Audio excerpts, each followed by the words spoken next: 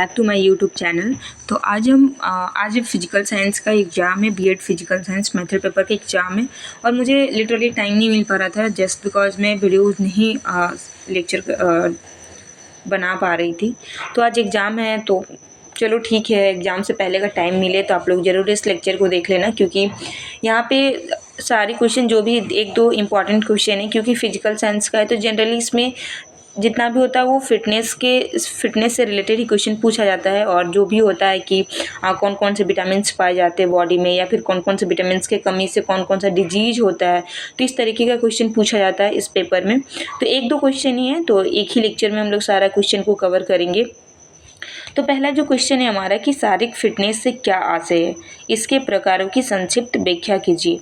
ठीक है, तो ये सब क्वेश्चन पढ़ने के बाद थोड़ा सा आपको आइडिया हो जाएगा कि आपको लिखना किस तरीके का या फिर क्वेश्चन किस तरीके का आता है। मैं बता दूं कि ये सारे क्वेश्चन ऐसा नहीं है कि ये क्वेश्चन आपका एग्जाम में आएगा या फिर इंपॉर्टेंट क्वेश्चन है, बिल्कुल भी ऐसा नहीं है।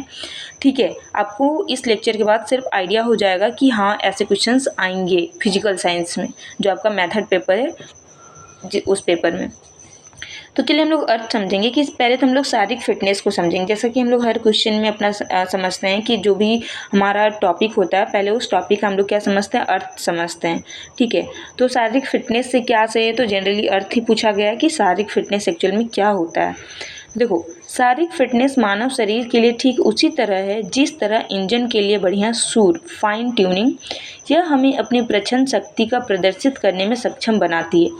फिटनेस को उस हालत के रूप में भी वर्णित किया जा सकता है जो हमें देखने, अनुभव करने और हमारे लिए अच्छा करने में मदद दे।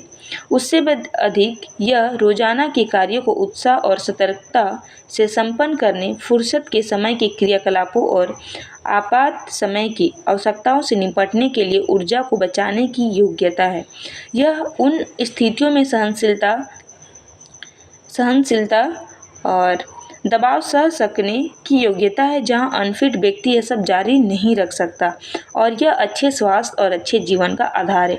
देखो, सिंपल सा मतलब ये है ना कि जो शारीरिक फिटनेस है, शारीरिक फिटनेस का मतलब क्या है, शारीरिक फिटनेस को यहाँ पे एक अच्छे इंजन के साथ कंपेयर किया गया कि मानव शरीर के लिए, मतलब मानव बॉडी के लिए, ह्यूमन बॉडी के लिए ये जो शारीरिक फिटनेस होता है वो उतना ही कंपलसरी होता है जितना कि एक गाड़ी को स्मूथ चलने के लिए एक सही इंजन का जरूरत पड़ता है। ठीक है, और जो अगर शारीरिक फिटनेस अगर आप हो, शारीरिक रूप से अगर आप फिटनेस हो, तो हर एक चीज़ को अगर आपातकालीन, जैसे अभी कोरोना चला था, ठीक है, अभी कोरोना आया था, तो कोरोना के समय में आप देखे होंगे कि मैक्सिमम किस चीज़ पे बात किया जा रहा था, इम्यूनिटी पे बात किया जा रहा था कि इम्यून सिस्टम जिसका जितना स्ट्रांग था वो जिसको भी कोविड हो जा रहा था वो उस चीज़ को क्या कर रहा था, उसको हरा के आगे बढ़ गया। और जो लोग का इम्यून थोड़ा सा वीक था वो लोग क्या हो गए, ठीक है, काफ़ी लोग का डेथ भी हो गया।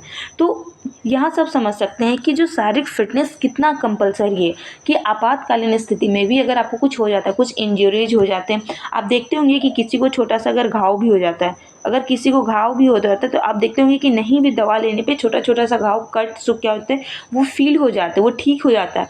लेकिन वहीं पे किसी का आप देखते हैं जो वही छोटा सा घाव बहुत बड़ा हो जाता है। तो ऐसा क्यों होता है? ऐसा इसलिए होता है कि उसका जो इम्यूनिटी है या जो शारीरिक फिटनेस है वो बढ़िया नहीं है। तो समझ में आ गया कि शारीरिक फिटनेस क्या है। नेक्स्ट है हमारा परिभाषा। तो डेविड और लैम के अनुसार शारीरिक फिटनेस सफलतापूर्वक जीवन की वर्तमान और संभावित चुनौतियों का सामना करने की क्षमता है। डॉक्टर क्रॉल्स के अनुसार शारीरिक फिटनेस किसी व्यक्ति की जीवन शैली से संबंधित तनावों का सफल अनुकूलन है। ब्रूनो बैले के शब्दों में कि शारीरिक फिटनेस किसी व्यक्ति की जैव गतिक क्षमता पर निर्भर करती है, और यह जैव गतिक क्षमता कार्यात्मक और चयापचय क्षमता के संयोजन से निर्मित होती है। ठीक है, तो शारीरिक फिटनेस समझ में आया, डेफिनेशन यहाँ पे हम लोग समझे। और हम लोग इसी लेक्चर में जो भी 2-3 क्वेश्चन है इसी लेक्चर में हम लोग कंप्लीट करेंगे। तो थोड़ा सा लेक्चर होगा लंबा, तो थोड़ा सा आपको मैनेज करिएगा, थोड़ा सा आप लोग मैनेज करिएगा आप लोग। नेक्स्ट है शारीरिक फिटनेस के प्रकार कि शारीरिक फिटनेस के कितने प्रकार। देखो, शारीरिक फिटनेस के 2 प्रकार हैं। ठीक है, और जो जैसे देखिए शारीरिक फिटनेस के 2 प्रकार होती है, स्वास्थ्य से संबंधित शारीरिक फिटनेस और कौशल से संबंधित शारीरिक फिटनेस। तो स्वास्थ्य संबंधी फिटनेस क्या होता है? देखो, जो शारीरिक फिटनेस है वो आपका 2 होता है। पहला एक होता है स्वास्थ्य संबंधी और एक होता है आपका कौशल से संबंधित। ठीक है, तो पहले हम लोग समझेंगे कि स्वास्थ्य संबंधित शारीरिक फिटनेस क्या होता है। इसका तात्पर्य है कि शरीर के विभिन्न तंत्र स्वस्थ हैं। मतलब इसका ये मीनिंग है शारीरिक फिटनेस का कि शरीर के जो विभिन्न अंग है, जो विभिन्न तंत्र है, वो क्या है, स्वस्थ हैं और पूर्ण दक्षता से कार्यरत हैं। दक्षता मतलब, ठीक है, दक्षता का मतलब होता है परिपूर्ण, मतलब पूर्ण तरीके से क्या है, कार्यरत है, मतलब वर्क कर रहे, फंक्शन कर रहे, जिसके फलस्वरूप व्यक्ति विभिन्न दैनिक कार्यों को पूर्ण सजगता से निष्पादित करता है और खाली समय का सदुपयोग विभिन्न आनंददायी गतिविधियों के द्वारा करता है। अन्य शब्दों में स्वास्थ्य से संबंधित फिटनेस व्यक्ति को स्वस्थ, प्रसन्नता एवं जीवन का पूर्ण आनंद लेने की सक्षम बनाती है।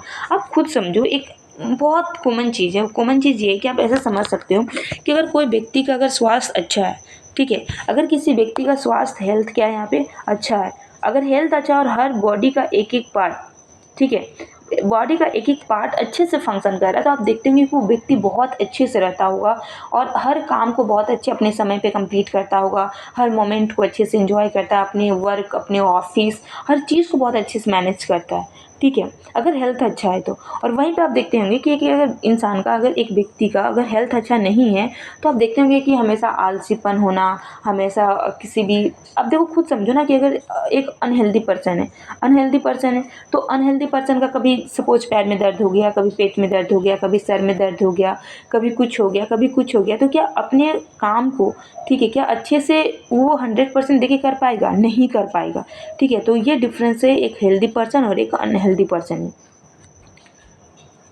नेक्स्ट हमारा कौशल संबंधित फिटनेस। तो कौशल संबंधित फिटनेस क्या है कि स्वास्थ्य संबंधित फिटनेस के समान ही लाभदायक है, किंतु यह कार्य या खेल विशेष के लिए आवश्यक या फिर गामक कौशलों से भी संबंधित है। यही कारण है कि कौशल से संबंधित फिटनेस को गामक फिटनेस मतलब मोटर फिटनेस भी कहा जाता है। अब हम लोग घटक समझते हैं कि कौन कौन से घटक हैं। तो स्वास्थ्य संबंधी फिटनेस के घटक, पहला है कि मांसपेशीय शक्ति, ठीक है, मांसपेशीय शक्ति है। नेक्स्ट है हमारा मांसपेशीय सहन शक्ति, कार्डियोवैस्कुलर सहन शक्ति, लोचशीलता या नम्यता, मोटापे से मुक्ति या शरीर संरचना।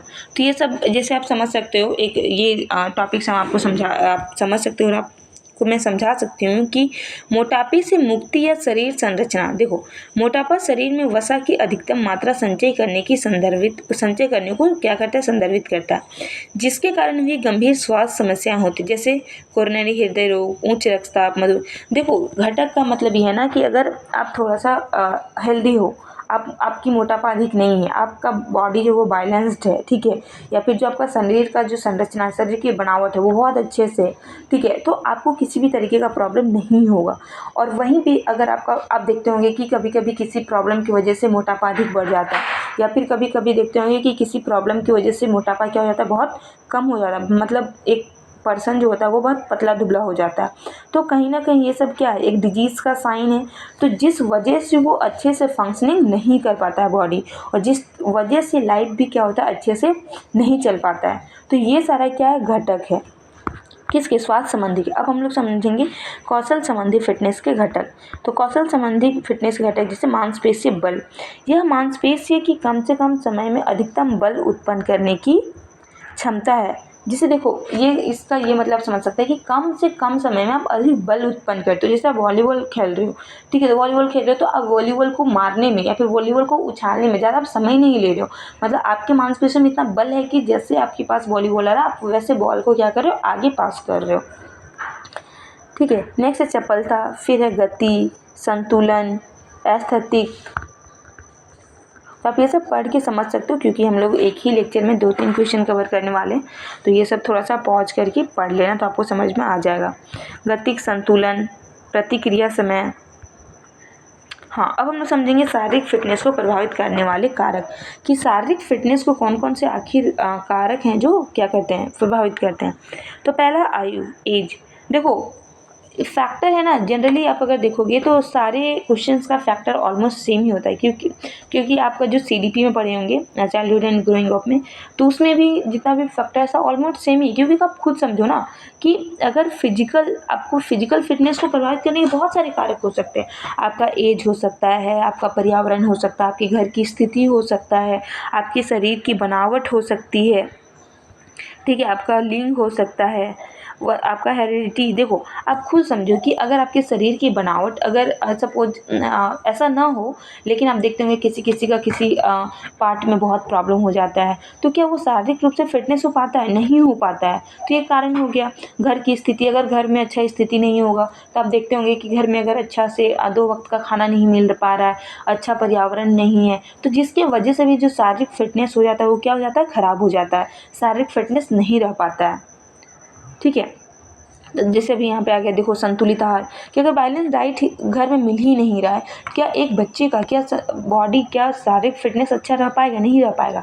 आप देखते होंगे कि जो स्लम एरिया में रहते हैं, जो स्लम एरिया में रहते हैं, वो बच्चे कभी कभी बहुत ज़्यादा कुपोषित हो जाते हैं। क्यों? बैलेंस न्यूट्रिएंट्स की वजह से, बैलेंस डाइट की वजह से। तो क्या वहाँ पे शारीरिक फिटनेस हो पाया? नहीं हो पाया।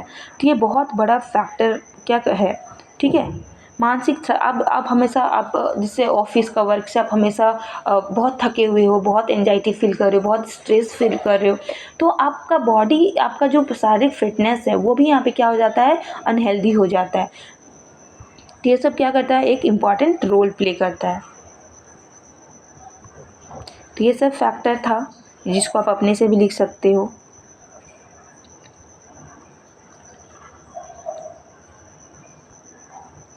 अब हम लोग समझेंगे शारीरिक फिटनेस के लाभ, कि शारीरिक फिटनेस के क्या क्या लाभ हैं। तो सिंपल सा है, शारीरिक फिटनेस के बहुत सारे लाभ हैं, इसको आप अपने से भी लिख सकते हो।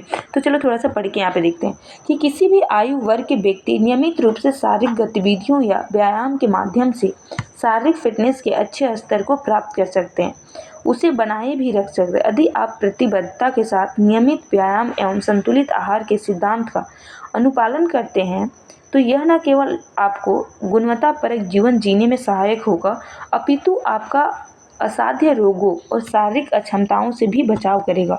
शारीरिक फिटनेस के कुछ महत्वपूर्ण लाभ निम्न हैं। देखो यहाँ पे थोड़ा सा भूमिका लिखा गया।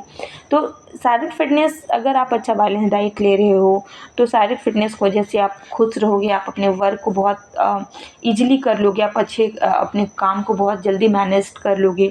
ठीक है, अब यहाँ पे देखो हृदय और फेफड़ों की कार्य क्षमताओं में वृद्धि होती है, कि अगर आपका शारीरिक रूप से आप अगर क्या हो, फिट हो, तो आपका हृदय है, फेफड़ा है, अच्छे से कार्य करेगा।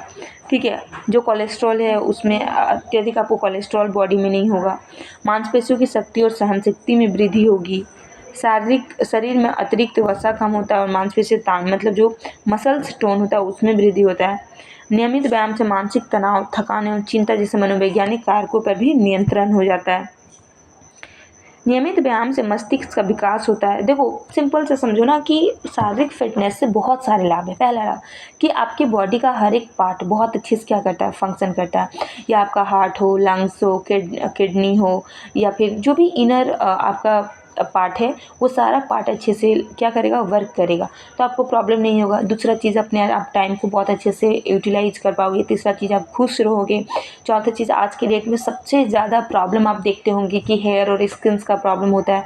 तो अगर शारीरिक रूप से फिट हो तो आपका हेयर स्किन प्रॉब्लम नहीं होगा।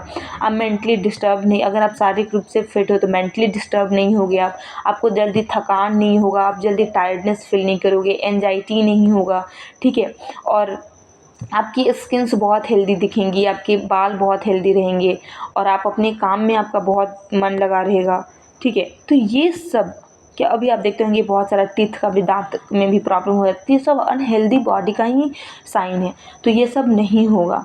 ठीक है, तो ये सब शारीरिक फिटनेस के फ़ायदे हैं जिसको आप अपने से भी लिख सकते हो।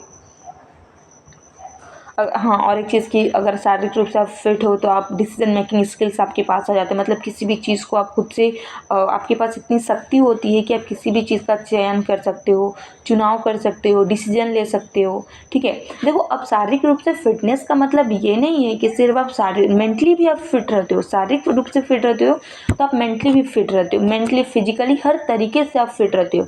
तो आपका यहाँ पे जितना भी होगा, हर एक चीज़, आपका वर्क, हर एक चीज़ क्या होगा? बहुत अच्छे से होगा। ठीक है, बहुत अच्छे से फंक्शन करेगा। आपका दिन बहुत अच्छा, आप दिन के जितने भी टाइम है, शेड्यूल है, आप उस चीज़ को बहुत अच्छे से मैनेज करोगे। अगर आप एक, ठीक है, फैमिली वाले हो, अगर आपके बच्चे हैं, आप बच्चे के साथ साथ आप ऑफिस वर्क देखते हो, तो दोनों काम को बहुत अच्छे से यहाँ पे मैनेज करोगे। तो ये सब शारीरिक रूप से फिट रहने के फ़ायदे हैं। देखिए यहाँ पे 11-12 पॉइंट लिखा हुआ है, तो आप इसको देख सकते हो। अब हम लोग नेक्स्ट क्वेश्चन समझेंगे कि स्वास्थ्य शिक्षा के सिद्धांतों पर चर्चा कीजिए। देखिए जो स्वास्थ्य शिक्षा होता है ना, इसके सिद्धांत पर क्या करने बोला जा रहा है, चर्चा करने बोल रहा है। तो ये तो बेसिकली खुद से लिखना होता है कि चर्चा करिए, ठीक है, कि आपका क्या ओपिनियन है, आप क्या सोचते हैं। तो चलिए एक बार इसको भी देखते हैं कि स्वास्थ्य शिक्षा व्यक्तियों के परस्पर सहयोग से आगे बढ़ती है। स्वास्थ्य शिक्षा व्यक्तियों के हितों को ध्यान में रखते हुए अपने जीवन स्थिति में सकारात्मक परिवर्तन लाने के लिए प्रेरित करती है। स्वास्थ्य शिक्षा का मुख्य उद्देश्य व्यक्तियों में स्वस्थ जीवन शैली को अपनाने की जागरूकता बढ़ेगी।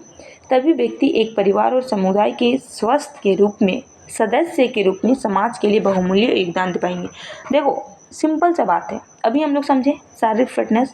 अब यहाँ पे स्वास्थ्य शिक्षा समझो कि स्वास्थ्य शिक्षा क्यों जरूरी है व्यक्ति के लिए।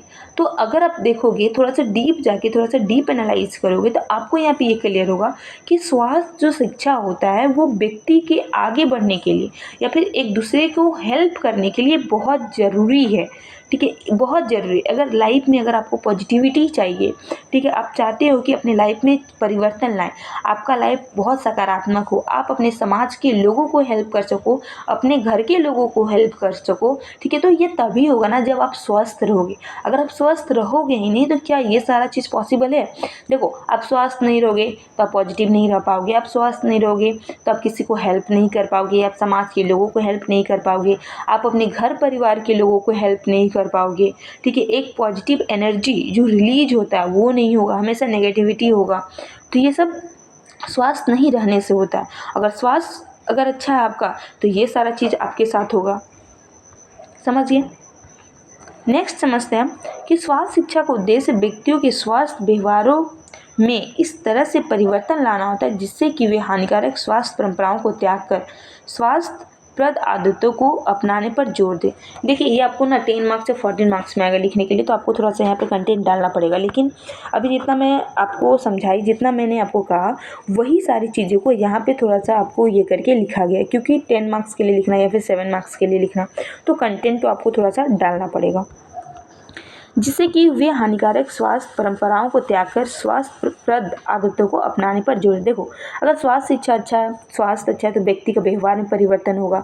जिससे अगर व्यक्ति का जो भी नेगेटिव व्यवहार है वो परिवर्तन होगा, तो वो क्या करेगा, अपने जितने भी नेगेटिविटी है अपने अंदर, बॉडी के अंदर किसी व्यक्ति का, वो त्याग कर क्या करेगा, जो भी पॉजिटिविटी है उसको क्या करेगा, अपनाएगा।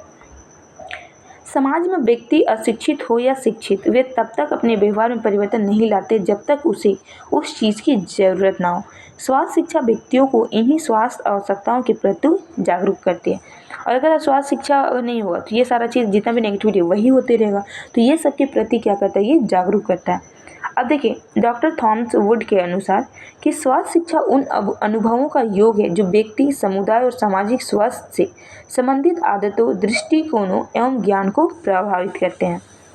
प्रोफेसर रूट ई ग्राउट के अनुसार कि स्वास्थ्य शिक्षा शैक्षिक प्रक्रिया के माध्यम से व्यक्ति और समुदाय के व्यवहार पैटर्न में बदलाव लाने की क्या है, प्रणाली है।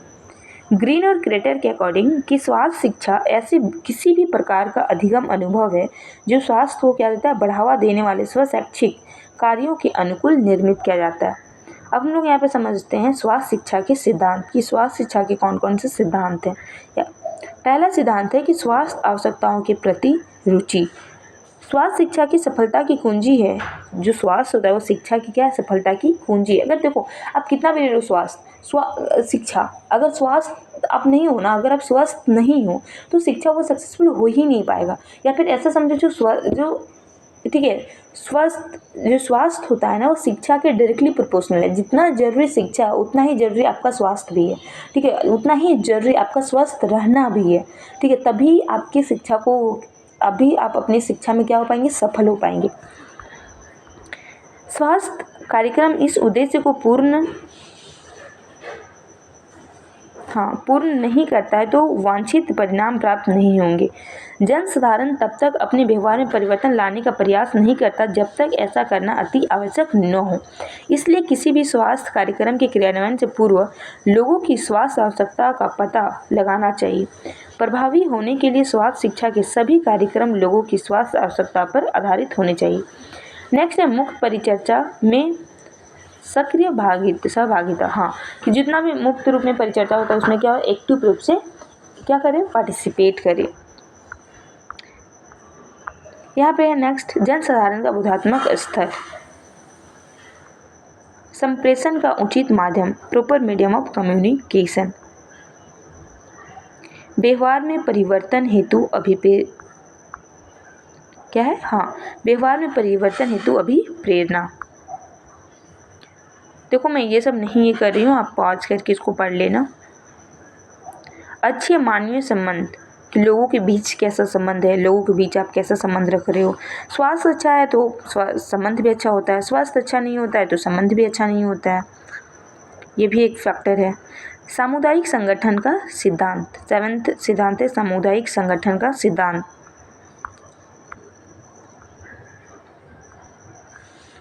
अब हम लोग समझेंगे स्वास्थ्य शिक्षा का महत्व, कि स्वास्थ्य शिक्षा का क्या क्या महत्व है। देखो तो यहाँ पे लिखा हुआ है कि यदि मैं सुनता हूँ मैं भूल जाता हूँ, यदि मैं देखता हूँ मैं याद रखता हूँ, यदि मैं करता हूँ तो मैं जानता हूँ। यहाँ पे थोड़ा सा भूमिका लिखा हुआ है, तो आप भूमिका को थोड़ा सा आप इसको पढ़ लेना। चलो पढ़ के ही बताते हैं। यह सर्वविदित है कि केवल स्वास्थ्य सूचनाओं और ज्ञान के प्रसार से लोगों द्वारा अपनाए जाने वाले स्वास्थ्य व्यवहार में कोई दूरगामी परिवर्तन नहीं आता। अब बिल्कुल सही सुन रहे हैं कि अगर आप लोग देखते होंगे कि घर के आसपास स्वास्थ्य पर बहुत सारे प्रचारक प्रचार करते हैं, प्रसार करते हैं, तो ओनली प्रचार प्रसार करने से ये व्यवहार में परिवर्तन नहीं आता है। व्याख्यानों और वार्ताओं के माध्यम से दी गई स्वास्थ्य जानकारी लोग शीघ्र ही भूल जाते हैं। ठीक है, आप देखते होंगे गाड़ी में आके प्रचार कर रहा है, प्रसार कर, अभी आप देखते होंगे कि नगर निगम वाले, ठीक है, कूड़ा कचरा को लेके, लेकिन फिर भी आप देख रहे हैं कचरा फैल रहा है। ठीक है, दूसरी ओर ऐसा अनुभव किया गया है कि ऐसी स्वास्थ्य गतिविधियां जिनमें लोग स्वयं भागीदारी करते हैं वे स्वास्थ्य शिक्षा के अधिक अस्थायी साधन हैं। उस संदर्भ में नीचे दी गई चीनी कहावत स्वयं काम करके सीखने को महत्व को दर्शाती है। देखिए सिंपल सा मतलब है कि सिर्फ प्रचार प्रसार करने से नहीं होगा, जब तक कि समाज का एक एक व्यक्ति ऐसे कामों में जब तक एक्टिव रूप से वो पार्टिसिपेट नहीं करेगा तब तक उसको इम्पोर्टेंस समझ में नहीं आएगा। ठीक है, तो देखिए यहाँ पे एक चीनी लाइन लिखा हुआ है कि यदि मैं सुनता हूँ तो मैं भूल जाता हूँ, यदि मैं देखता हूँ तो मैं क्या करता हूँ, याद रखता। अगर मैं किसी भी चीज़ को सुनता हूँ तो क्या करता हूँ, भूल जाता हूँ। ठीक है, और मैं देखता हूँ तो मैं याद रखता हूँ, और यदि मैं करता हूँ तो मैं क्या करता हूँ, जानता हूँ। ठीक है, बहुत इंपॉर्टेंट लाइन है। इसको अगर आप एग्जाम में इस तरीके से बॉक्स बना के अगर आप लिख देंगे तो आपके क्वेश्चन और भी आंसर और भी अट्रैक्टिव हो जाएगा। स्वास्थ्य शिक्षा व्यक्तियों को किसी निश्चित उद्देश्य की प्राप्ति हेतु व्यवहारात्मक परिवर्तन लाने में क्या होती है, सहायक होती है। स्वास्थ्य शिक्षा का अर्थ है व्यक्ति समूह या समुदाय को इस प्रकार व्यवहारात्मक प्रशिक्षण प्रदान करना जिससे कि वे स्वस्थ जीवन शैली को अपनाने के प्रति जागरूक हो सके। स्वास्थ्य शिक्षा दैनिक जीवन से संबंधित स्वास्थ्यप्रद आदतों को प्रोत्साहित कर लोगों को सीखने के प्रत्यक्ष अनुभव प्रदान करती है। नेक्स्ट है स्वास्थ्य शिक्षा छात्रों को मानव शरीर के संरचनात्मक और क्रियात्मक आधारों से अवगत कराती है। स्वास्थ्य की एक समग्र अवधारणा के विकास में स्वास्थ्य शिक्षा जैविक, सामाजिक और चिकित्सीय विज्ञानों में स्वास्थ्य से संबंधित जानकारी को क्या करती है, एकत्रित करती है। स्वास्थ्य शिक्षा घर, परिवार और समाज में स्वास्थ्यप्रद एवं सुरक्षात्मक व्यवहारों को अपनाने के प्रति क्या है, जागरूकता बढ़ाती है। स्वास्थ्य शिक्षा विकलांग व्यक्तियों की शिक्षा में भी योगदान देती है। स्वास्थ्य शिक्षा ऐसे व्यक्तियों को उचित निर्देशन एवं चिकित्सीय परामर्श उपलब्ध कराती है। ठीक है, ये हमारा सेकंड क्वेश्चन था। अब हम लोग थर्ड क्वेश्चन समझते हैं कि उचित संस्थिति क्या है, इसके आवश्यक तत्वों का उल्लेख कीजिए। देखिए थोड़ा सा वीडियो लंबा हो रहा है, मैनेज करिएगा क्योंकि एक ही वीडियो में इसको कवर करना है। तो नेक्स्ट है उचित संस्थिति क्या है, इसके आवश्यक तथ्यों का उल्लेख कीजिए। देखो जो संस्थिति का जो अर्थ होता है पहले हम लोग उसको समझे। इसका अर्थ होता है आसन, या फिर लैटिन भाषा के शब्द में इसको पोंड्रे से लिया गया, जिसका आशय है स्थिति या मुद्रा। यहाँ स्थिति से तात्पर्य मानव शरीर की संतुलित स्थिति से है। ठीक है, यहाँ पे जो स्थिति और मुद्रा से जो आशय है मानव शरीर की संतुलित स्थिति से। संस्थिति या आसन में मानव शरीर का कंकालीय एवं पेशीय संतुलन एवं संरेखण सम्मिलित है, जो शरीर को एक सुदृढ़ और समन्वित आधार प्रदान करता है। परिभाषा हम लोग देखते हैं मानव संस्कृति संपूर्ण शरीर के मूलाधार, शरीर के मनोभाव एवं शारीरिक अंगों की स्थिति को क्या करती है, संदर्भित करती है। यहाँ पे लिखा हुआ है और एक परिभाषा, नेक्स्ट मैथनी के अनुसार भी यहाँ पे परिभाषा लिखा हुआ है, तो जो आपको लिखना हो आप उसको लिख सकते हैं। अब हम लोग समझते हैं इसके प्रकार। तो इसके कितने प्रकार हैं? इसके 2 प्रकार हैं, निष्क्रिय प्रकार और सक्रिय। और सक्रिय 2 तरीके, स्थैतिक और गतिक। चलिए अब हम लोग समझते हैं निष्क्रिय। जैसे पैसिव पोस्चर, तो पैसिव पोस्चर को विश्राम, सोने या प्रशिक्षण में सामान्य आराम के लिए अंगीकृत किया जाता है। इसमें शारीरिक ऊर्जा को बनाए रखने के लिए आवश्यक पेशीय गतियों को न्यूनतम स्तर पर रखने का प्रयास किया गया। और जो हमारा एक्टिव पोस्चर होता है, ठीक है, जो हमारा पोस्चर, देखो संस्कृति का मतलब होता है आसन, पोस्चर, कि आप किस तरीके से आपका पोस्चर है, किस तरीके से आप रह पा रहे हो। तो अब यहाँ पे है एक्टिव पोस्चर। एक्टिव पोस्चर क्या है कि देखिए, सक्रिय संस्कृति मतलब एक्टिव पोस्चर को, देखिए हिंदी वाला थोड़ा डिफिकल्ट हो रहा है तो आप इंग्लिश से ही समझना। सक्रिय संस्कृति का मतलब होता है एक्टिव पोस्चर। तो एक्टिव पोस्चर को बनाए रखने के लिए शरीर की विभिन्न मांसपेशियों द्वारा एक समन्वित गति से कार्य करने की आवश्यकता होती है। जो एक्टिव पोस्चर होता है उसके कितने रूप होते हैं? 2 रूप होते हैं। पहला तो स्टैटिक, और देखो स्टैटिक होता है कि डायनामिक होता है।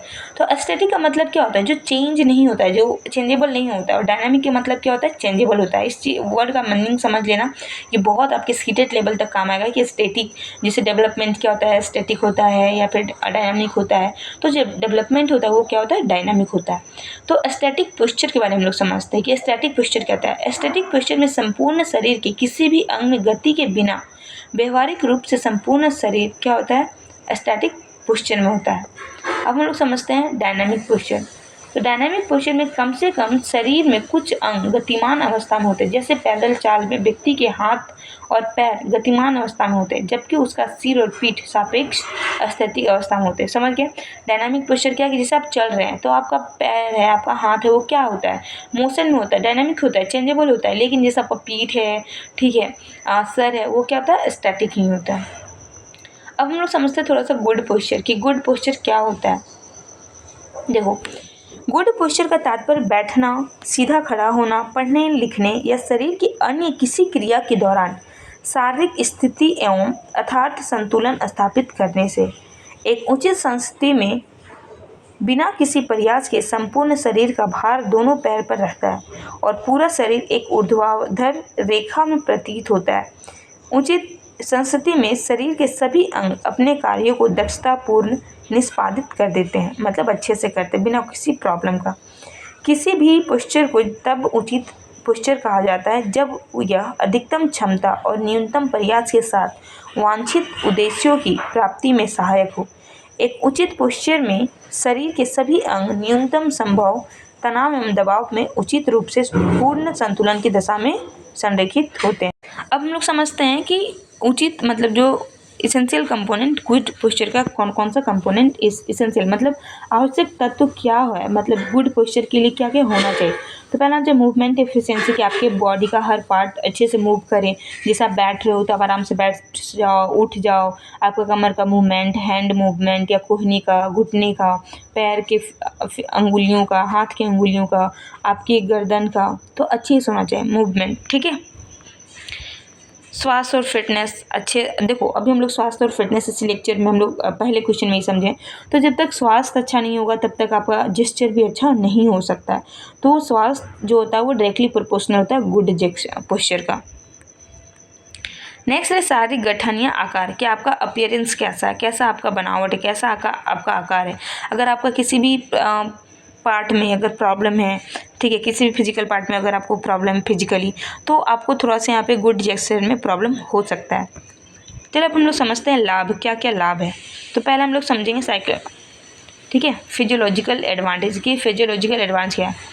तो इससे क्या होता है कि गहरी और शांत, देखो अगर आपका गुड जेस्चर होता है, स्वास्थ्य आप रहते हो तो अच्छा नींद आता है, आप टेंशन फ्री रहते हो, आपकी मांसपेशियाँ अच्छा काम करती है, आप थकान नहीं महसूस करते हो, आप तनाव में नहीं रहते हो।